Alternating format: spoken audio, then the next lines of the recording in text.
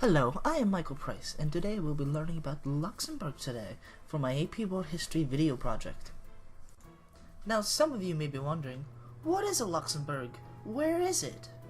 Well, it's right here in Europe. What, you don't see it? Oh, well, let me help you there. There we go. You see how small this mitten-shaped country is? I mean, it's smaller than Rhode Island, with Rhode Island being 1,214 square miles, while Luxembourg is only 1,000. Now, some of you may be asking, how did a country like Luxembourg exist between two major powers in Belgium? What's the country like? Well, all of these questions will be answered, like, right now. You're listening to it right now. For being so small, Luxembourg has a lot to talk about. For starters, Luxembourg is one of the few European countries to still have a monarch. In particular, a Grand Duke to still have power today. However, like most monarchies, it's a constitutional monarchy, so therefore it has an equally represented legislative and judicial branch, while the monarch is only the head of the executive branch. Luxembourg is also known for its beautiful forests that are all around the country, and for many are considered the green heart of Europe. I mean, just look how gorgeous everything is. It's absolutely stunning. Luxembourg is a very open and welcoming nation, as it has to in order to survive. Luxembourg is heavily reliant on its neighbors for commerce, transportation, protection, etc., etc.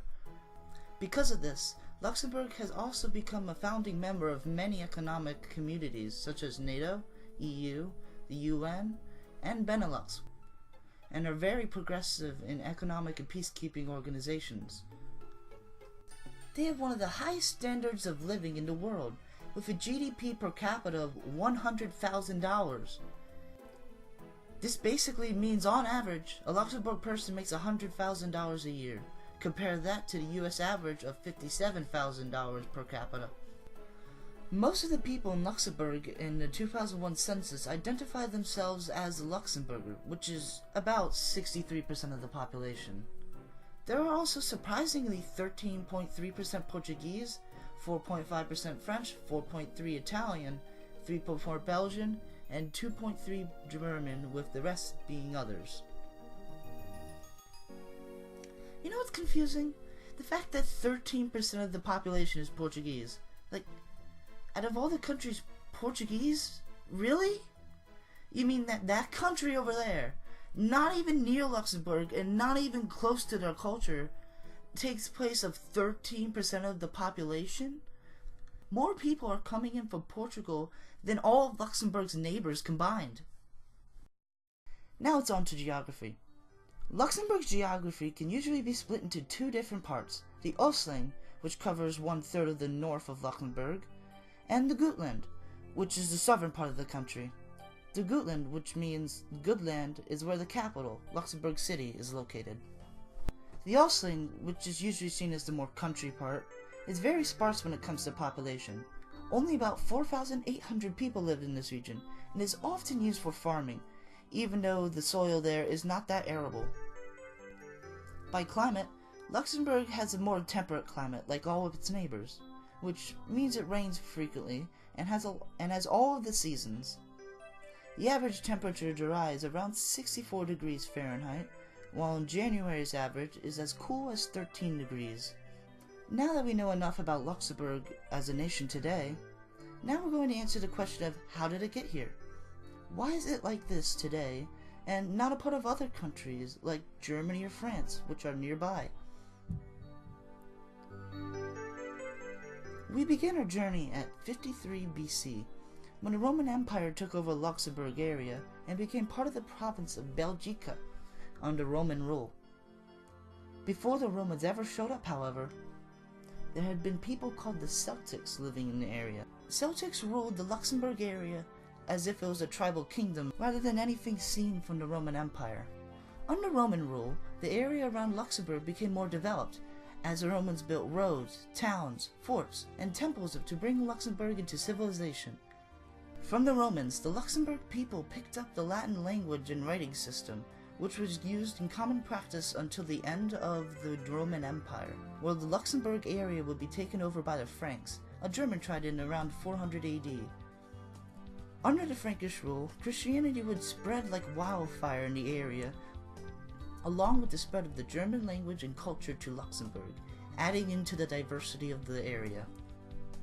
Then our road continues on Christmas Day in 800 AD, where Pope Leo crowns Charlemagne, which is the Frankish king at the time, as ruler of the Holy Roman Empire, thus making Luxembourg as part of the empire. In the year 962, the Holy Roman Empire was established. This also notes the first time Luxembourg became an independent entity from the land surrounding it, as this guy named Siegfried, trades his lands for a strategic Roman castle along the Alzette River, and conquers the lands surrounding it through a series of conquests, diplomacy, and treaties. This Luxembourg dynasty would play an important part in the Holy Roman Empire, even having some members become the emperor of the HRE, like Henry VII in 1308, Sigismund, and Charles IV. In 1354, Charles IV made Luxembourg into a duchy and an integral part of the HRE.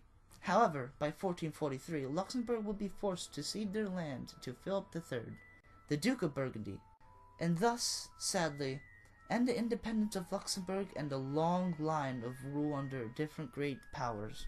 Starting with the long line of countries that loved to conquer Luxembourg is the Habsburgs, who inherited Luxembourg from the Burgundian inheritance, which thus made the Habsburgs much stronger until the Habsburgs' lands were divided, with the Spanish Habsburgs and the Austrian Habsburgs in the 1550s, which Luxembourg would be going to the Spanish, along with the rest of the Spanish Netherlands.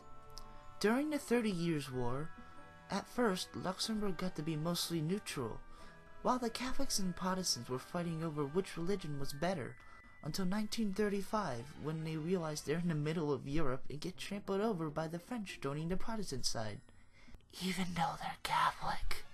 Even worse is that the fighting didn't stop at 1648 when the 30 Years' War ended.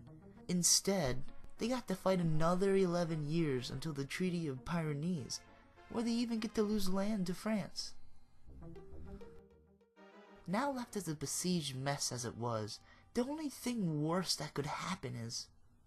Oh, hello France. And so, Luxembourg was annexed in 1684. Now, instead of keeping Luxembourg like any normal country, France trades it back to Spain in 1697.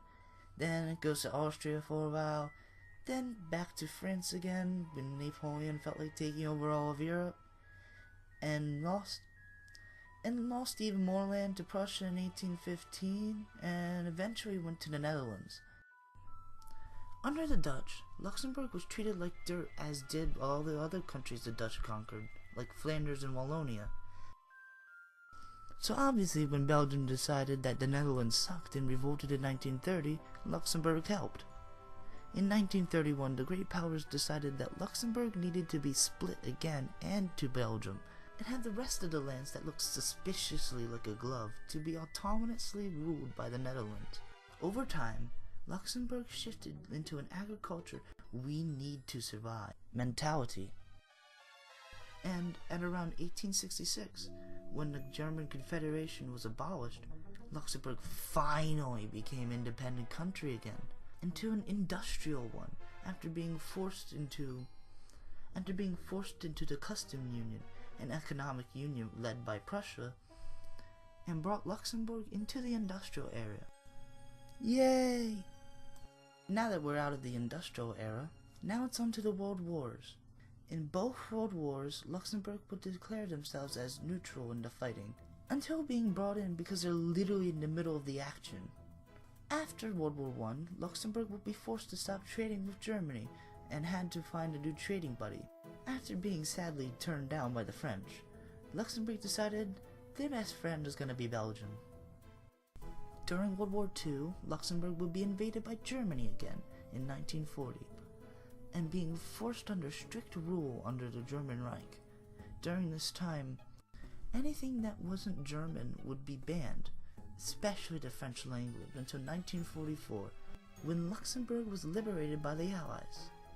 after World War II, Luxembourg helped out into founding many economic unions and organizations, such as Benelux, which was an economic union involving Belgium, Netherlands, and Luxembourg. They also helped out in creating the United Nations, NATO, and the European Union. By the end of the 20th century, Luxembourg became a very wealthy nation due to their reputation for private banking for large businesses, financial services, media and technology development, and has attracted a large non-native population into Luxembourg, which explains the fact that Luxembourg has 13% of its population being Portuguese, and only 67% are actually native to Luxembourg. And so, we are back to present day. Hope you learned everything there is to know about Luxembourg.